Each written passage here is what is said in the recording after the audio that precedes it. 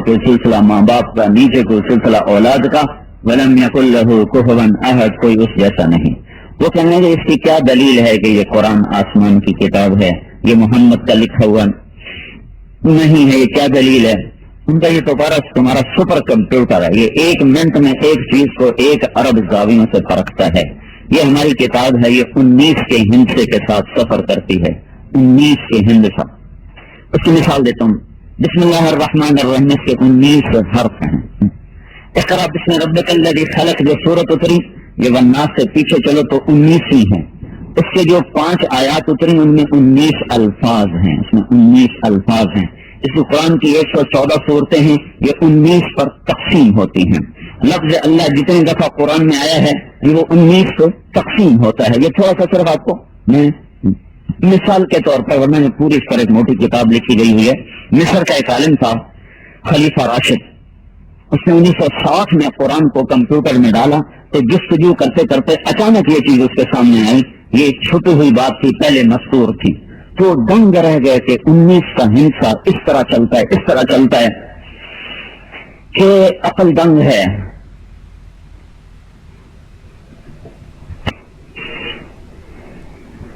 میں نے کہا تم اس کو کمپیوٹر میں ڈالو، کسی ایک جگہ بھی 19 کا ہندسہ ٹوٹ جائے تو میرا دعویٰ واپس، اور اگر ہر جگہ 19 کا ہندسہ سلامت تو پھر یہ دلیل ہے، نہ یہ بدلہ ہے، نہ کم ہوا نہ زیادہ ہوا، پھر تم اپنی انجیل بھی ڈال دینا، پھر تمہیں پتہ چل جائے گا۔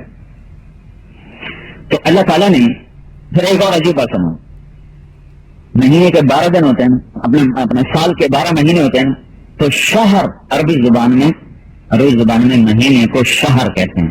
شہر کا لفظ قرآن میں 12 دفعہ آیا ہے، اور سال کے 365 دن ہوتے ہیں، تو عربی زبان میں دن کو یوم کہتے ہیں، یوم، تو قرآن میں یوم کا لفظ 365 دفعہ آیا ہے، اور دن میں 24 گھنٹے ہوتے ہیں، 24، تو سا عربی زبان میں آج کل 1 گھنٹے پہ بولا جاتا ہے، لیکن اصل جو سا کا لفظ ہے یہ آدھے گھنٹے کا، آدھے گھنٹے میں قدیم زمانے میں لفظ سا سے مراد آدھا گھنٹہ ہوتا تھا، 25-30 منٹ۔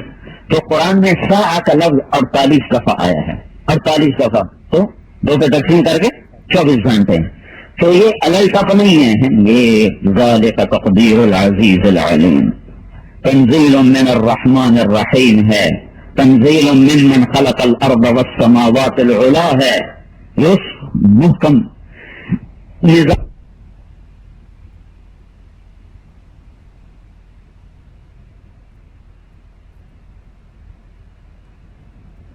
اللہ کی ذات سے نکلا اور قلب اطہر پر اترا، پھر وہ آواز بن کر باہر آیا۔ الف با تا سا میں اس کو اللہ نے بند کیا، تو اس کو 14 حرف کا انتخاب کیا، اس میں نقطے ہیں، 14 کا انتخاب کیا جو بغیر نقطے کے ہیں۔ عربی کے 28 حروف تہجی ہیں جن میں 14 نقطے والے ہیں، 14 بغیر نقطے والے ہیں۔ چاند کی 28 منزلیں ہیں، 14 دن یہ چڑھتا ہے، 14 دن یہ اترتا ہے۔ اس کے اترنے اور چڑھنے کا کائنات پر ایک اثر ہے، ان حروف کا اس کائنات پر ایک اثر ہے۔ اور چونکہ ہم تو جاہل ان پڑھ لوگ ہیں، ہمیں تو پتہ کچھ نہیں ہے۔ ایک دفعہ حضرت علی رضی اللہ تعالیٰ عنہ عشاء کی نماز کے بعد بیٹھے تو بسم اللہ کی با پہ بولنا شروع کر، صرف بے با، عربی زبان میں با ہوتا ہے 7، با کا مطلب ہے 7، میرا علم تو ختم، با کا مطلب 7، یہ اور مگو میں پتہ کوئی نہیں، صرف با پہ بولنا شروع کیا۔ فجر کی اذان ہو گئی، با کی تفسیر ختم نہیں ہوئی تھی۔ تو ان میں اللہ نے غیبی علوم کے خزانوں کو چھپایا ہوا ہے، ایک ایک لفظ میں لامحدود علم کے خزانے چھپے ہوئے ہیں۔ اس لیے حضرت علی نے فرمایا اگر میں سورۃ فاتحہ کی تفسیر کروں، صرف فاتحہ 7 آیات، تو 70 اونٹوں پہ لا دی جائے گی، 70 اونٹوں پہ لا دی جائے گی، ہر آیت کے لیے 10 اونٹ۔ اور امام راضی تو 7ویں صدی کے عالم ہیں، بہت بات 7ویں صدی کے عالم۔ ایک دن وہ درس دے رہے تھے، فرمانے لگے سورۃ فاتحہ میں 10,000 مسائل ہیں، تو لوگوں نے مذاق اڑایا۔ یہی مذاق ان کا ہمارے لیے رحمت بن گیا۔ کہنے لگے پھر مجھے غیرت آ گئی کہ یہ کتاب اللہ کا مذاق اڑاتے ہیں۔ میں نے قلم اٹھایا اور اللہ کا نام لے کے لکھنا شروع کیا. پوری قرآن کی تفسیر لکھی پہلی جلد سورت فاتحہ پر اور 10,000 مسائل سورت فاتحہ سے نکال کے لکھ دیے. آج موجود ہے, پڑھنے والے پڑھ سکتے. اب تم لوگ 2 + 2 4 سے نکلو تو تمہیں اس کا حسن دکھائی دے, موسیقی سے نکلو تو تمہیں اس کا نغمہ سنائی دے. موسیقی نے زہر گھولا تو کان قرآن کے نغمے سے نہ آشنا ہو گئے. دماغ نے 2 + 2 4 8 16 اور اس کے چکر میں جو اپنے آپ کو گھمایا تو قرآن کی باریکیاں گہرائیاں اس سے دماغ نہ آشنا ہو گئے.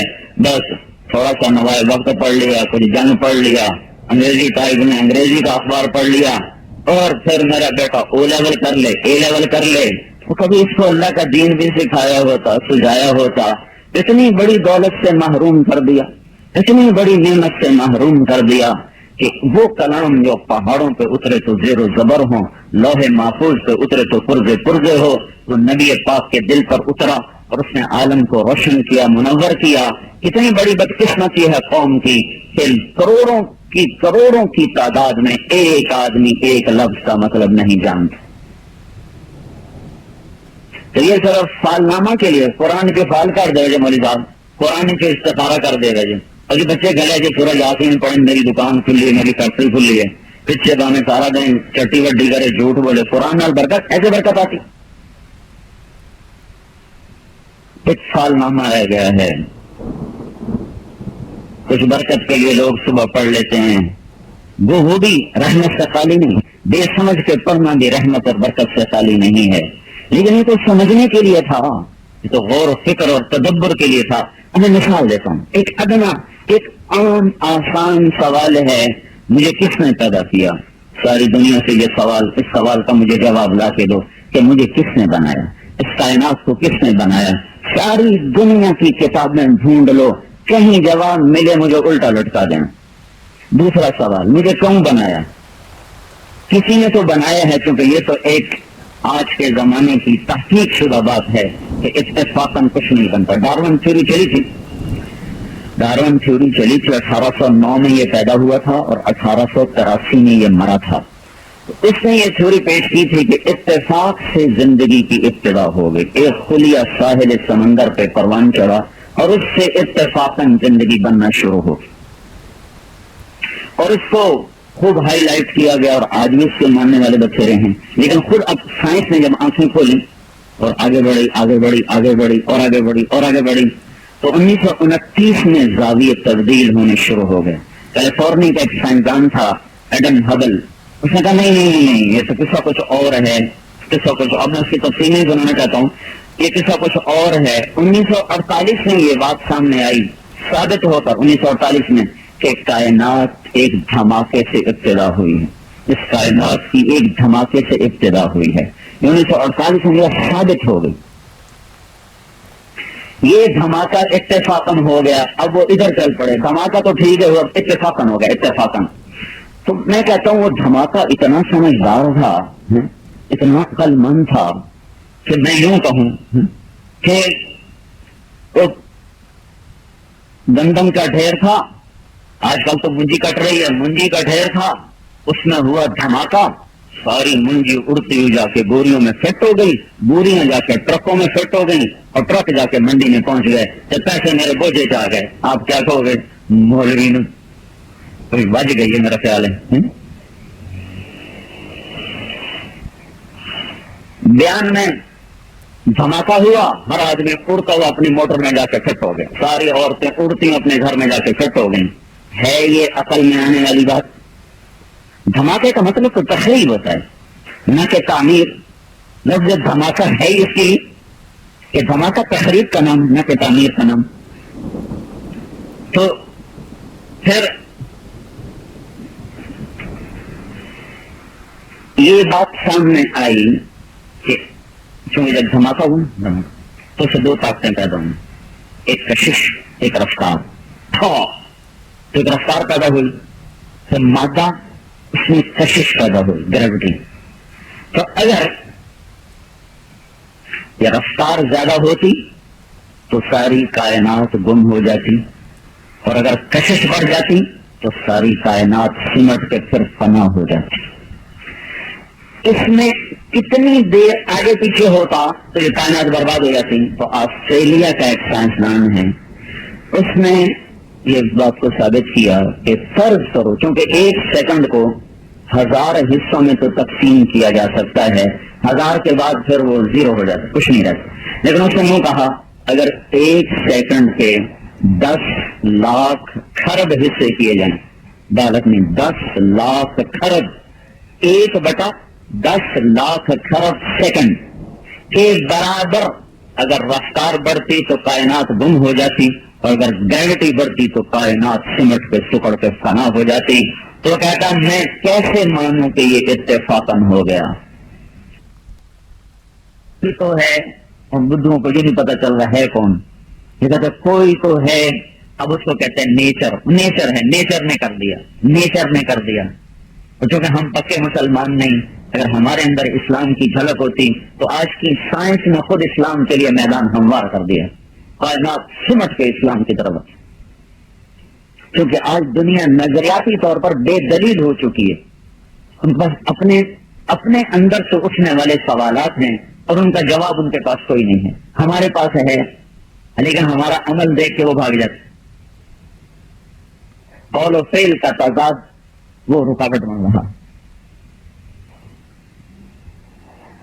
میں بیٹھا ہوا تھا سیوال میں, ہماری جماعت, ایک لڑکا آیا, اس کے سر پہ سے ہیڈ فون سا تھا. کہا جی یہ انٹرنیٹ کے ساتھ کنیکٹڈ ہے, اس وقت دنیا میں 700 لڑکے میری آپ کی بات سنیں گے, وہ سارے انٹرنیٹ پر بیٹھے ہوئے ہیں.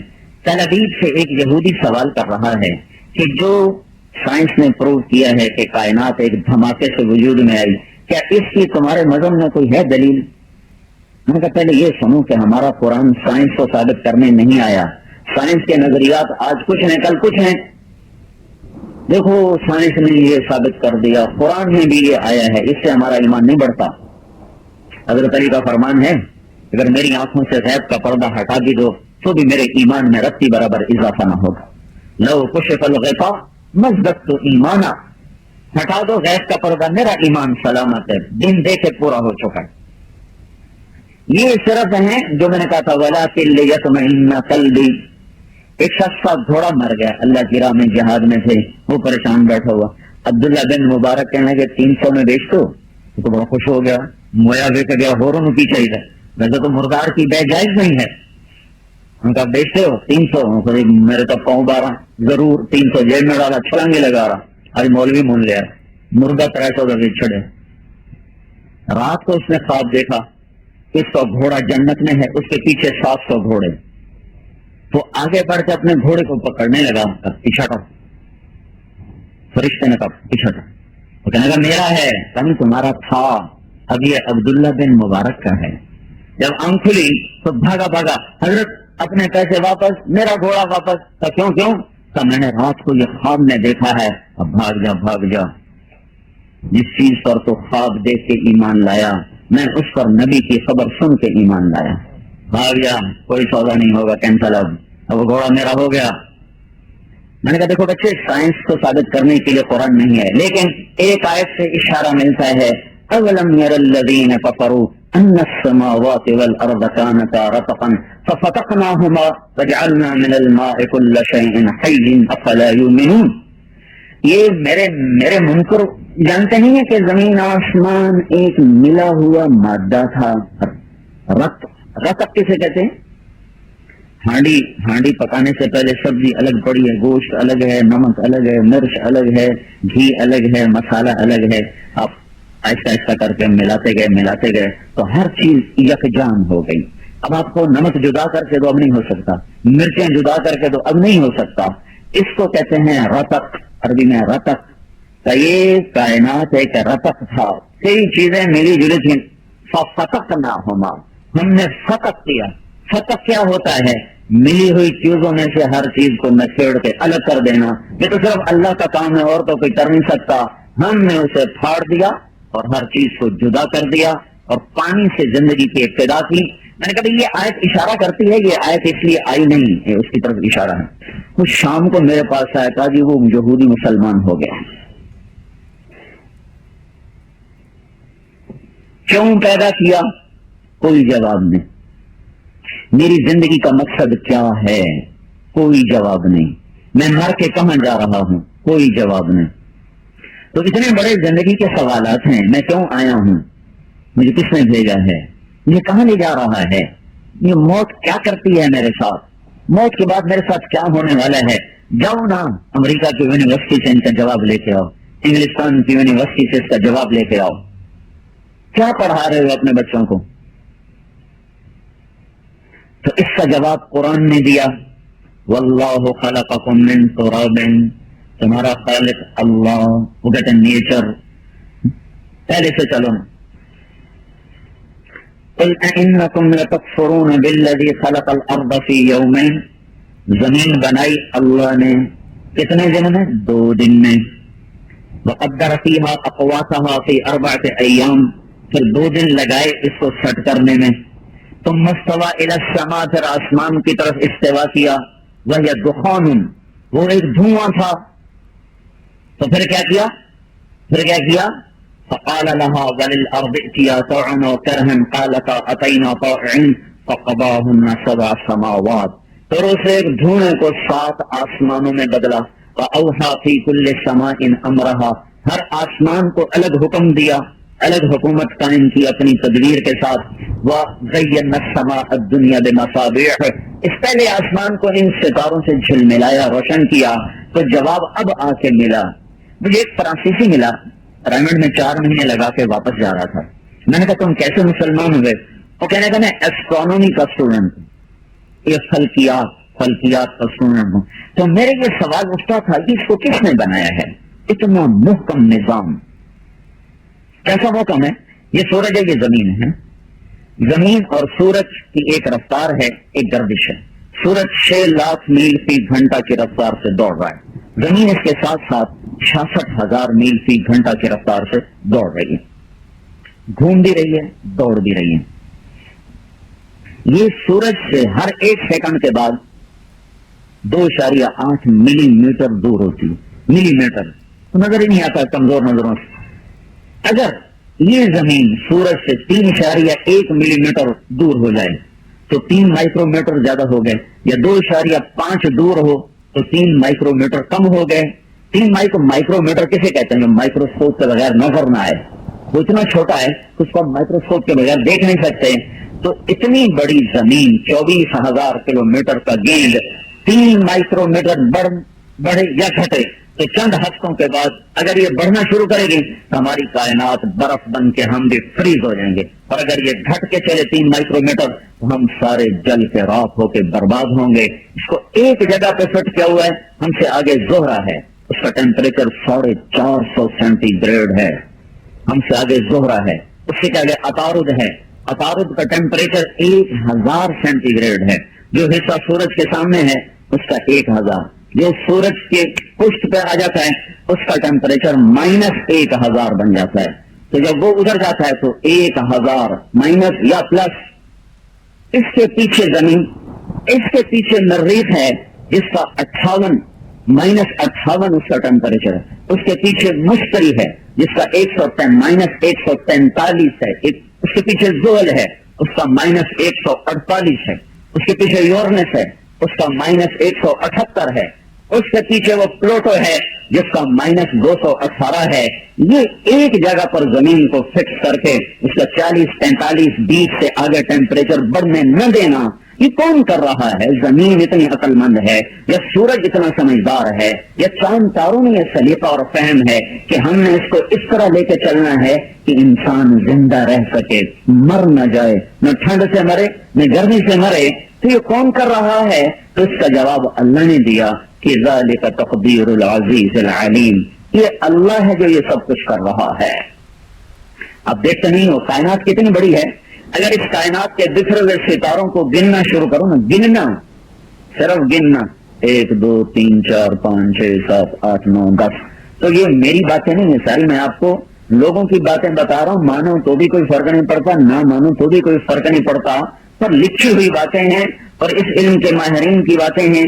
انگریزی کا ایک رسالہ پلین ٹروتھ 1981 جنوری کا, اس کی رپورٹ آپ کو سنا رہا ہوں کہ اگر اس بکھری ہوئی کائنات کے ستاروں کو صرف گنا جائے تو گننے کے لیے 300 خرب سال کی ضرورت، گننے کے لیے. تو میں کہتا ہوں اس سے بھی زیادہ ہوگا.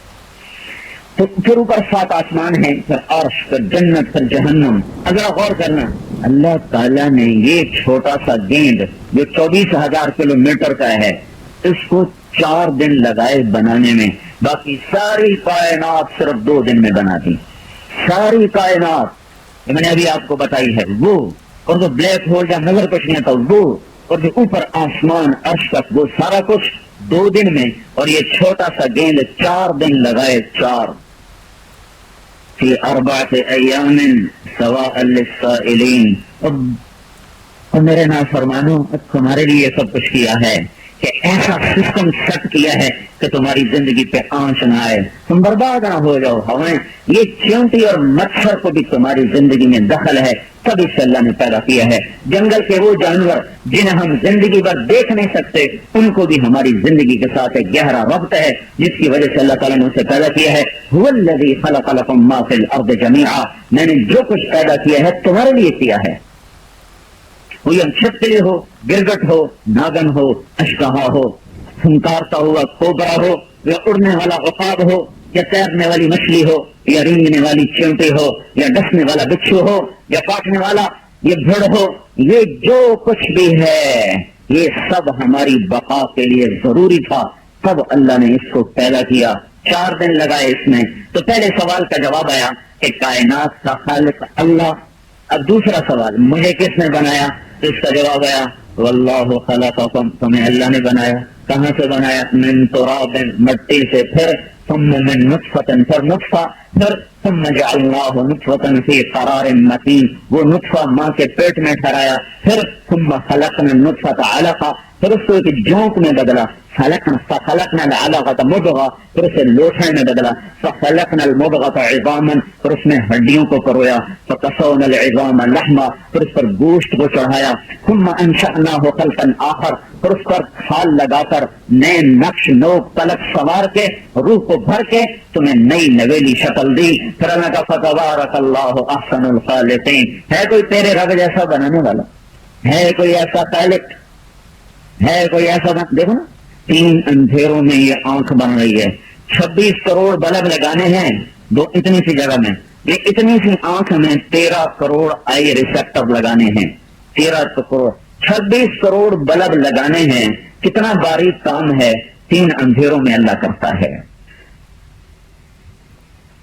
اور ساتھ یہ بھی خیال ہے کہ یہ آنکھوں کا رنگ کسی اور کا نہ ہونے پائے، یہ ہونٹوں کی ساخت کسی اور کی نہ ہونے پائے، آواز کا لہجہ کسی اور کا نہ ہونے پائے، چال تک کسی اور کی نہ ہونے پائے. چال میں بھی منفرد ہو، بول میں بھی منفرد ہو، شکل میں بھی منفرد ہو، ناک کے نتنے کسی سے نہ ملے، انگلیوں کے پوروں کے پرنٹ کسی سے نہ ملے.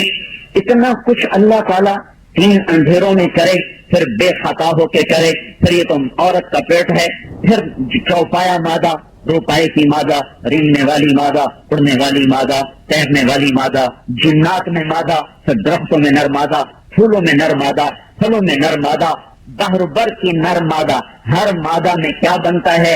انڈا بن رہا ہے، انڈا بن چکا ہے، نکلنے کا وقت ہے، پھٹنے کا وقت ہے، آنکھ بن رہی ہے، پھیپھڑے بن رہے ہیں، دل بن رہا ہے، دماغ بن رہا ہے، جگر بن رہا ہے، آنکھیں بن رہی ہیں، خون دوڑایا جا رہا، روح کو ڈالا جا رہا، ناخن بنائے جا رہے ہیں، تلکیں بنائی جا رہی، نخنے بنائے جا رہے، جبڑے بنائے جا رہے، بال بنائے جا رہے، ماتھا بنایا جا رہا، کمر کو بنایا جا رہا، پیٹ کو بنایا جا رہا. ایک وقت میں کتنی مختلف چیزیں بن رہی ہیں، اور اسی وقت میں مچھر بن رہے، مکھیاں بن رہی، پتنگے، پروانے، شہباز بھی بن رہا، ممولا بھی بن رہا، چڑیا بھی بن رہی، کوا بھی بن رہا.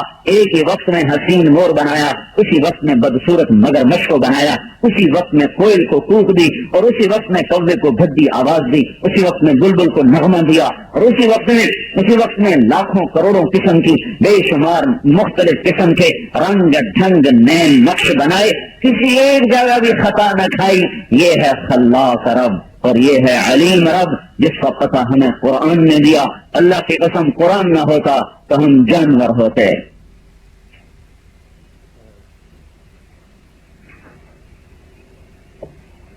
اتنی بڑی عزت ہے قرآن کا سینے میں ہونا. وہ علوم جن کو چیلنج کو نہیں کر سکتا. تو دوسرے سوال کا جواب آیا اللہ نے بنایا. بھائی اللہ نے, اچھا وہ اللہ نے کیوں بنایا ہے؟ ملیں چلاتے رہو, ہاں اسے بنایا. زمینیں آباد کرتے رہو اس لیے بنایا. شہر بساؤ اس لیے بنایا. حکومت کرو اس لیے بنایا. تو کوئی جواب نہیں ہمارے پاس اس کا. پوچھو دانشوروں سے کہ میرے آنے کا مقصد کیا ہے, میں کیوں آیا ہوں؟ میں کوئی آنا چاہتا تھا, میں کوئی آنا چاہتا تھا, ایک دھکا دے دیا. اب میں مرنا نہیں چاہتا تھا تو ماروں گا. تو کیوں پیدا کیا؟ ساری دنیا کا علم خاموش ہے. قرآن بولتا ہے, قرآن بولتا ہے وما خلقت الجن والانس الا ليعبدون. تم اس لیے پیدا کیا کہ میرے بندے بن کے چلو. کیوں پیدا کیا؟ لیبلوکم ایکم احسن عملا. میں یہ دیکھنا چاہتا ہوں تم نے اچھا عمل کر کے کون آتا ہے. کیوں پیدا کیا؟ لنبلوہم ایہم احسن عملا. ہم دیکھیں گے کہ اچھا عمل کر کے کون آتا ہے. تو یہ سوال کا جواب بھی قرآن سے ملے گا. آئے کیوں؟ اللہ کو منانے آئے ہیں, لوگوں کو منانے نہیں آئے. اللہ کو منانے آئے ہیں, مخلوق کو راضی کرنے نہیں آئے. اللہ کی بندگی کے لیے آئے ہیں, دکان کی اور حکومت کی, زراعت کی, سیاست کی, پوجا پاٹ کے لیے نہیں. کیسے بندگی کریں اس کا بھی کوئی پتہ نہیں. چلو بھائی اللہ نے اپنی بندگی کے لیے پیدا کیا تو اب کیا کریں, کیسے کریں, پتہ تو ہے نہیں. تو اس کا جواب بھی قرآن لے کر آیا. کیسے کہ اللہ نے محمد مصطفیٰ صلی اللہ علیہ وسلم کے روپ میں کامل اکمل نبی دیا. اشارے قرآن میں, تفسیر حدیث میں, حکم قرآن میں, شکل نبی کی زندگی میں. امر قرآن میں آیا, شکل نبی کی زندگی میں بنائی. نہیں کو قرآن میں وارد کیا, تفسیر نبی کی زبان سے سکھائی. معاملات کو قرآن میں ذکر کیا, تفصیل نبی کی زبان سے سکھائی. معاشرت کو قرآن میں بیان کیا, تفصیل نبی کی زندگی میں سکھائی. اللہ کے نبی کا ہم پر احسان ہے کہ جنہوں نے ہمیں اللہ کا پتہ بتایا, جنہوں نے ہمیں رہنے کا ڈھنگ سکھایا, عبادات کا طریقہ بتایا, جنہوں نے بندگی کا سلیقہ بھی بتایا, تجارت کا سلیقہ بھی بتایا, معاشرت کو بھی بتایا, اخلاقیات کو بھی بتایا, حکومت, سیاست, جہاد, قتال کو بھی بتایا, معاف کرنے کو بھی بتایا, قدم اٹھانے اور پیچھے ہٹنے کو بھی بتایا, خلوت کو بھی بتایا, جلوت کو بھی بتایا. تو اللہ تعالیٰ نے اپنے اور بندوں کے درمیان حضرت محمد صلی اللہ تعالی علیہ وسلم کی ذات اقدس کو واسطہ بنایا کہ یہ میرا چلتا پھرتا قرآن ہے, اس کی زندگی محفوظ, موجود, مکتوب. اللہ تعالیٰ نے کسی نبی کی قسم نہیں کھائی, اپنے نبی کی قسم کھا کر فرمایا کہ لعمرک, اے میرے نبی مجھے تیری جان کی قسم. کسی کے شہر کی قسم نہیں اٹھائی, اپنے نبی کے شہر کی قسم اٹھائی. وہذا البلد الامین, کسی کی رسالت پہ قسم نہیں اٹھائی, اپنے نبی کی رسالت پہ قسم اٹھائی. فلا اقسم بما تبصرون وما لا تبصرون انه لقول رسول کریم. یہ رسول ہے, مجھے قسم ہے دیکھے اندیکھے کی, یہ رسول ہے, شاعر نہیں ہے, شاعر نہیں ہے. کافروں نے کہا وَيَقُولُ الَّذِينَ كَفَرُوا لَسْتَ مُرْسَلًا, تو کافر, تو نبی ہے ہی کوئی نہیں, تو نبی ہے ہی کوئی نہیں. تو اللہ تعالیٰ نے کہا چوپ چوپ چوپ, تیرا جواب میں دوں گا. یاسین والقرآن الحکیم انک لمن المرسلین, مجھے قسم ہے قرآن حکیم کی, ہے میرے نبی تو میرا رسول ہے. تو اللہ نے اپنے نبی کی عظمت کو ہمارے دلوں میں اتارا اور بٹھایا. دیکھو تمہارا ایک مشین کا ایک پرزہ بند ہو جائے تو پوچھتے نہیں ہو مینیجر سے کہ اس کی پروڈکشن کہاں گئی. کتنے ہزار چل رہی مشینیں, کتنے ہزار سپنڈل چل رہے, ایک بند ہو جائے گا تو کیا ہو جائے گا؟ جان کو آ جاتے ہو مزدوروں کی, مینیجروں کی, کیوں بند ہو گیا, کیوں پروڈکشن ختم ہو گئی. اگر تم سنت چھوڑتے ہو تو تمہاری ایمان کی فیکٹری میں کوئی کمی نہیں آتی. کبھی سوچا تھا کرو میرے بھائیو, سنت دی کیڑی گل ہے مول صاحب, کرو تو ثواب ہے, نہ کرو تو گناہ کا کوئی نہیں. پردے دی کیڑی گل ہے, پردہ تو دل نہ ہوندا ہے, دل تو پہلے ہی پردے میں ہے. جو چیز ظاہر ہو اس کا پردہ ہوتا ہے. کھڑکی کے آگے پردے لٹکائے جاتے ہیں نا کہ دیواروں پر پردے. پردہ دیوار پہ لگتا ہے دروازے کے سامنے, پردہ کھڑکی کے آگے ہوتا ہے یا دیوار کے آگے ہوتا ہے. ایک سپنڈل بند ہو تو پروڈکشن میں کمی آئی, ایک سنت کو چھوڑو گے تو پروڈکشن میں کمی آئے گی. ایک ٹائر کی ہوا نکلی تو نئی گاڑی کھڑی ہو گئی, ایک سنت چھوڑو گے تو ایمان کی گاڑی بھی کھڑی ہوگی. اور مصیبت یہ ہے نہ عشق ہے نہ عظمت ہے. اور اطاعت کے لیے دو چیزیں ہیں, یا عشق ہو یا عظمت ہو. نہ عشق ہے نہ عظمت ہے, دونوں چیزوں سے دل خالی ہے. لہذا وہ دل نہیں من وہ جو بندہ پہلے اندروں ٹھیک ہو جائے گھر باروں میں ٹھیک ہو جائیں. نہیں, ہمیشہ پہلے ظاہر بنتا ہے پھر باطن بنتا ہے. پہلے باہر بنتا ہے پھر اندر بنتا ہے. پہلے تم دیواریں کھڑی کرتے ہو پھر ٹائلیں لگاتے ہو. پہلے کپڑا دھوتے ہو پھر استری کرتے ہو, یا پہلے استری کرتے ہو پیچھے دھو دو. پہلے بچہ بنتا ہے پھر روح ڈلتی ہے. ظاہر پہلے بنا روح بعد میں آئی. 4 مہینے میں ظاہر بنا پھر 5 مہینے میں باطن بنا. ظاہر جلدی بنتا ہے, باطن مشکل سے بنتا ہے. لہذا اللہ نے حکم دیا پیچھے چلو اس سے, اپنے آپ کو ڈھالو, اس کی وردی میں ڈھالو اپنے آپ کو. یہ جو پولیس والے ہیں سارے کوئی ڈیوٹی دیتے ہیں, جب تک وردی ہے تنخواہ مل رہی کہ نہیں مل رہی. وردی کی لاج حکومت بھی اتنا رکھتی ہے کہ بالکل جو نکمے نکھٹو ہیں نا ان کو بھی تنخواہ مل رہی. تو اگر تم نبی کی وردی پہنو گے تو اللہ تمہاری لاج نہیں رکھے گا, چاہے کتنے نکھٹو ہو جاؤ.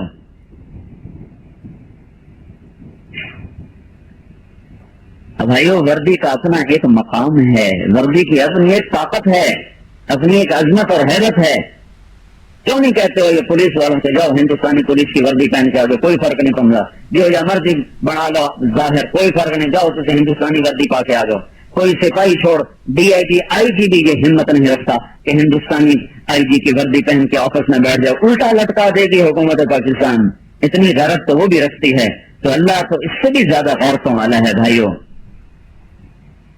تو اللہ نے قرآن کے ذریعے سے حضور کی عظمت کو بٹھایا. سارے نبیوں کو نام سے پکارا ہے. یا آدم اسکن انت وزوجک الجنہ, یا نوح اہبط بسلام منا, یا ابراہیم قد صدقت الرؤیا وما تلک بیمینک یا موسیٰ, یا داود انا جعلناک خلیفہ, یا زکریا انا نبشرک بغلام, یا یحییٰ خذ الکتاب بقوہ, یا عیسیٰ ابن مریم انت قلت للناس. 8 نبیوں سے بات کی, نام لیا ہے. نام لینا عدل ہوتا ہے, برابری کرنا. اور جب اپنے نبی سے بات کی تو ایک دفعہ بھی یا محمد نہیں کہا, بلکہ یا محمد کہنا بے ادبی قرار دے کے منع کر دیا. خبردار کوئی یا محمد نہیں کہہ سکتا, کیوں؟ بے ادبی ہے. عربوں میں نام لینا کوئی اچھی چیز نہیں سمجھا جاتا, لقب سے پکارنا اعلیٰ چیز سمجھا جاتا. نام لینا برابری, لقب سے پکارنا عزت ہے. سارے نبیوں کو کہا یا فلاں یا فلاں, اور جب اپنے نبی سے بات کی تو کہا یا ایھا النبی, یا ایھا الرسول, یا ایھا المزمل, یا ایھا المدثر. حضرت علی بیٹھے تھے حضرت عمر کے پاس, ایک یہودی آیا, کہا کہ میرا علی کے خلاف دعویٰ ہے. تو آپ نے کہا قم یا ابا الحسن, ابو الحسن اٹھو, یہودی کے برابر کھڑے ہو جاؤ.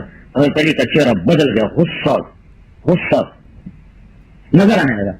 تو لوگوں نے سمجھا شاید یہودی کے برابر کھڑے ہونے کی وجہ سے غصہ آ گیا, شاید دعوت سنا گیا, وہ بلا دلیل تھا, خارج ہو گیا, جھوٹا تھا.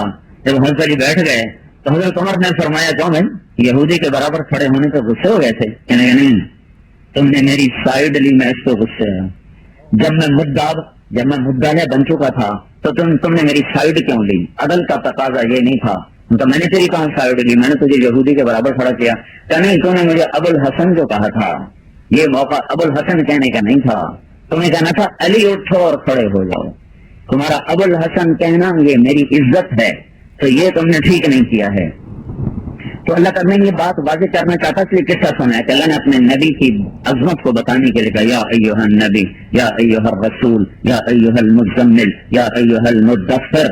یہ اتنا خوبصورت لقب ہمارے نبی کو اللہ تعالیٰ نے عطا فرمایا. باقیوں سے بات ہوئی تو نام کے ساتھ, بعض بدعا کر کے کہ یا محمد, تو پھر اللہ تعالیٰ نے قرآن اتارا کہ لا تجعلوا دعاء الرسول بینکم کدعاء بعضکم بعضا, کہ دیکھو میرے نبی کو نام سے مت پکارا کرو.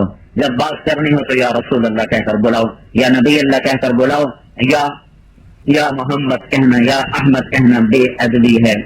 دیکھو کیسی جہالت. تو کتنے مسجدوں میں گئے, بڑا بڑا فریم لگا ہوتا ہے یا محمد, فریم صرف یا محمد. مسجد میں بے ادبی ہو رہی ہے.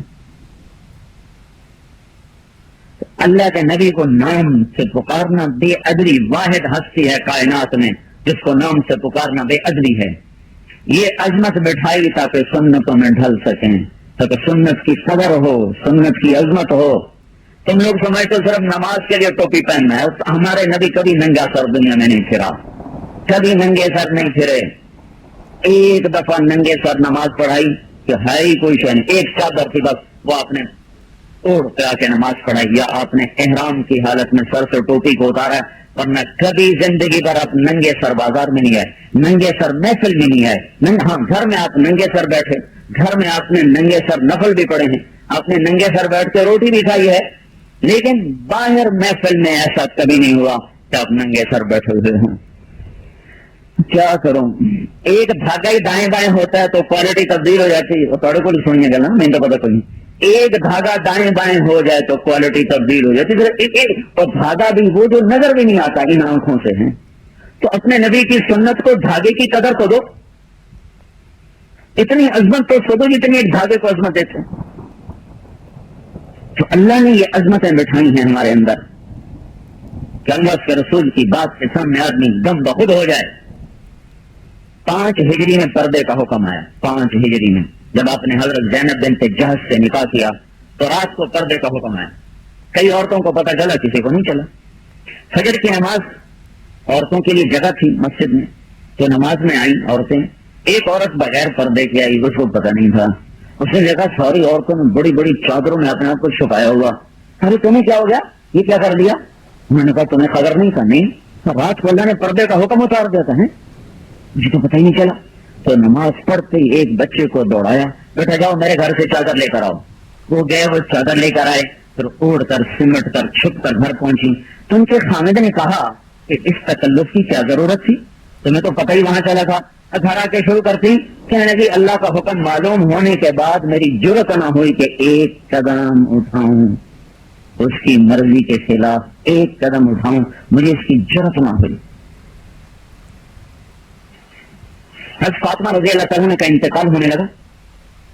ان موقع پر حضرت علی کسی کام کے لیے باہر نکلے تو خادمہ سے کہا غسل کا پانی رکھو، فلاں جوڑا نکالو، غسل کا پانی رکھا، کپڑے نکالے، غسل فرمایا، کپڑے پہنے، فرمایا میری چارپائی بیچ میں کر دو، بیچ میں کر دی، اس پر لیٹ کر قبلے کی طرف منہ کر کے فرمانے لگی میں اب مر رہی ہوں، علی کو بتا دینا میرا غسل ہو چکا ہے، میرا کندھا بھی کوئی ننگا نہ کرے، میں مر کے بھی اپنا سطر نہیں کھلوانا چاہتی۔ یہ زندہ ہو کے کپڑے مختصر ہو رہے ہیں، شلواریں اوپر جا رہی ہیں، کیا ظلم و ستم ہے بھائی۔ موٹر سائیکل بیچنا ہو تو عورت کو ننگا کر کے کھڑا کیا، ڈبا روٹی بیچنی ہو تو عورت کو ننگا کر کے کھڑا کیا، اور فریج بیچنا ہو تو عورت کو ننگا کر کے کھڑا کیا، چاکلیٹ بیچنا ہو تو عورت کو ننگا کیا، آئس کریم بیچنی ہو تو عورت کو ننگا کیا۔ یا اس کا نام آزادی ہے، یا اس کا نام عورت کی عزت ہے؟ کیا ہو گیا، کیا ہو گیا یہ؟